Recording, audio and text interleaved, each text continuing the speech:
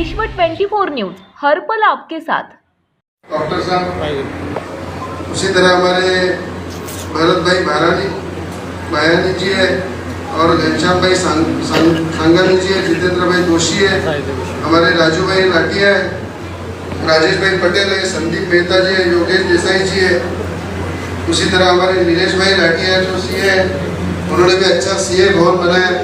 CA तो बहुत कुछ लोग होते हैं, बस सीए भवन बनाने वाले हमारे नीलेश भाई यहाँ पे उपस्थित है।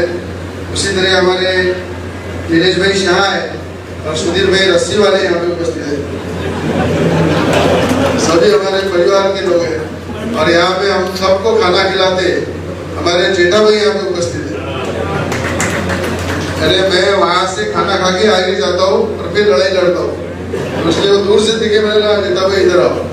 उसी तरह हमारी सबकी जमानत देते हमारे पार्टी के सभी लोगों की, हमारे डॉक्टर देशपांडे साहब उपस्थित है।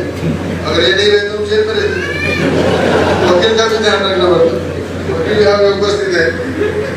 और मैं ज्यादा कुछ बोलूंगा नहीं, पर आपसे इतना ही कहूंगा कि अमरावती जिले के काम के साथ साथ देश के हित का भी काम होना चाहिए। देश के लिए भी, देश के हर जो कदम आज मोदी जी हमारे देश के हित के लिए उठा रहे हैं, उन हर कदम के साथ हम जुड़े हुए।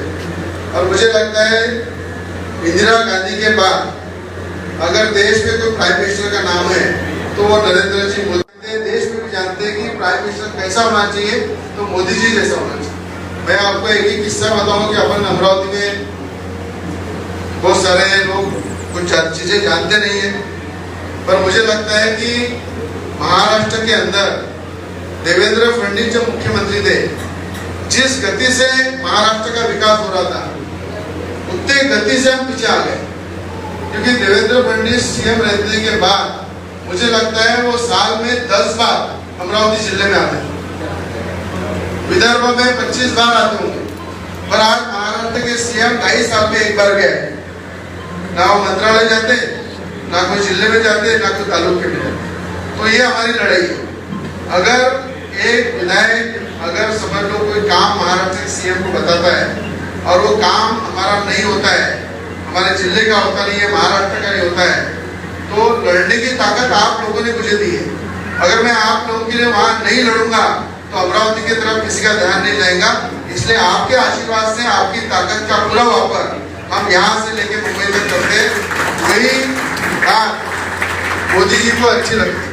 मुझे याद है जिस दिन नवनीत को अरेस्ट किया, मेरे को भी किया, और मैं तो कई बार जेल में गया किसानों के लिए, तेरे को कुछ ज्यादा लगा नहीं हो।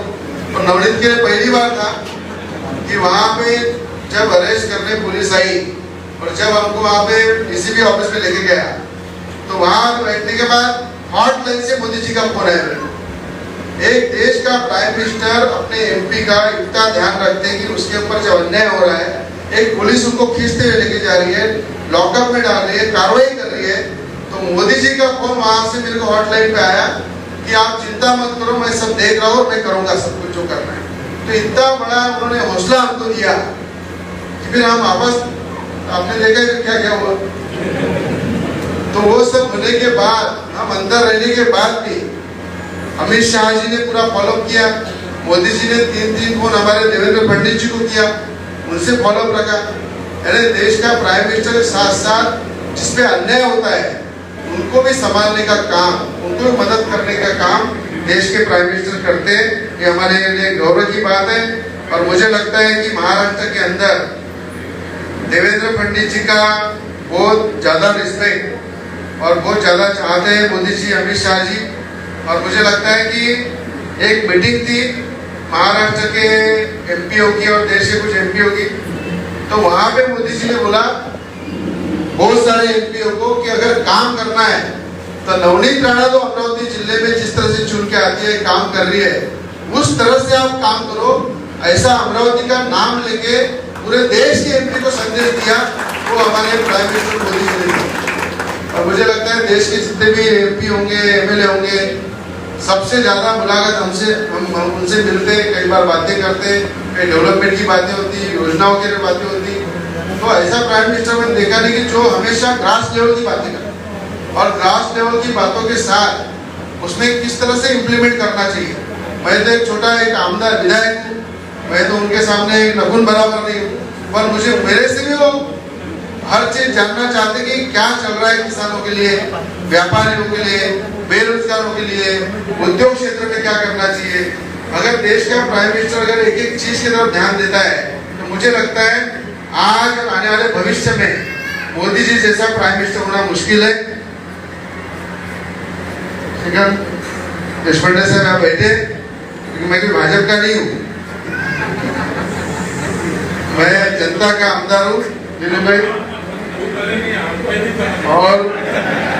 और मुझे हमेशा उन्होंने कोशिश किया साथ में लेने की। मैंने हमेशा आप जब तक है तब तक मैं आपके साथ ही हूँ, मैंने उनको बोल दिया, हमेशा उनके साथ हूँ। कि आज उनसे पार्टी का प्राइम मिनिस्टर है, उससे भी ज्यादा उसके विजन कितने क्लियर है, काम करने की सोच कितनी क्लियर है, ये हमारे देश के लिए जरूरी है। वो मोदी जी के इसमें और अमित शाह जी के काम में हमेशा दिखती है, इसलिए हमेशा तो हम उनके साथ थे।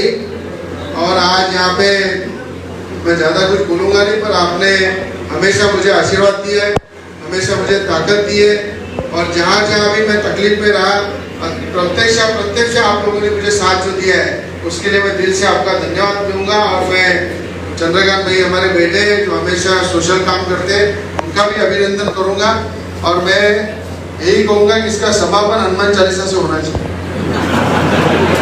एक कॉन्फ्रेंस और लगा तो चलेगा मेरे को, क्योंकि मोदी जी ने समर्थन किया है। मोदी जी ने कहा है कि मेरे 8 साल पूरे हो गए मेरे गवर्नमेंट को, उसका अभिनंदन और उसका सम्मान हनुमान चालीसा से होना चाहिए।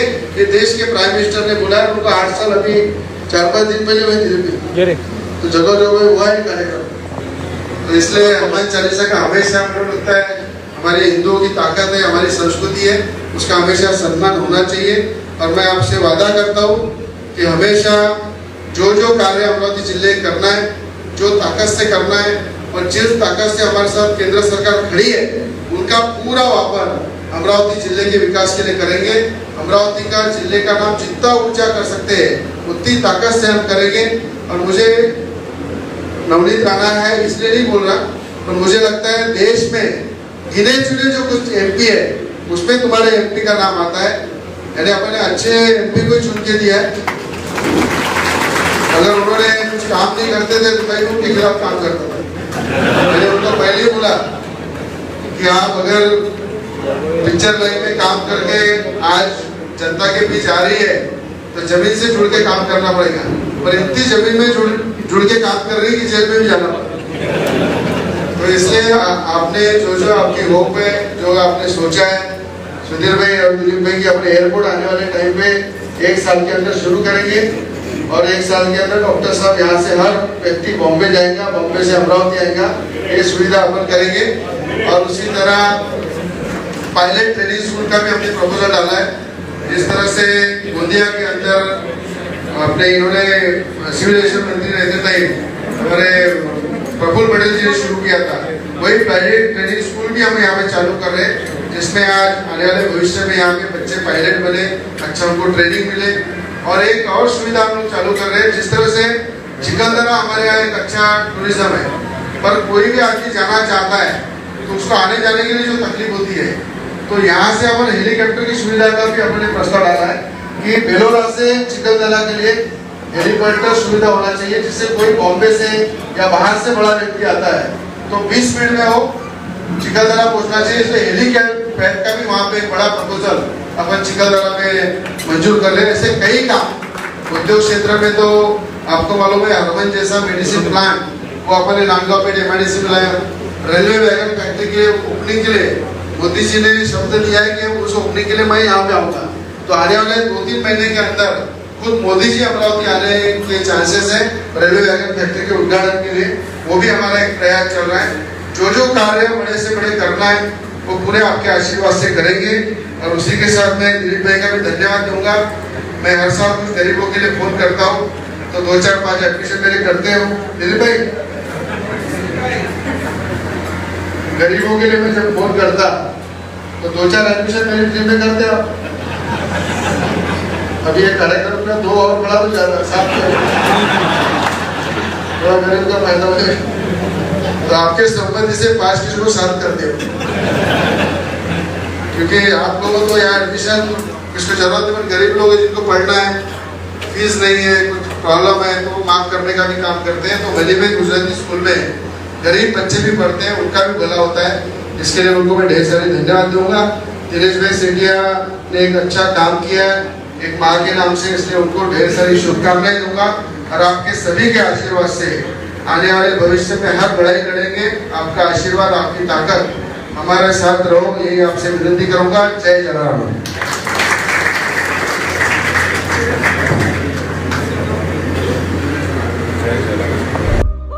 राज्यातील महत्त्वाच्या आणि आपल्या भागातील ताज्या बातम्या पाहण्यासाठी आजच आमच्या विश्व 24 न्यूज चॅनलला यूट्यूबवर सबस्क्राईब करा आणि बेल आयकॉन प्रेस करा।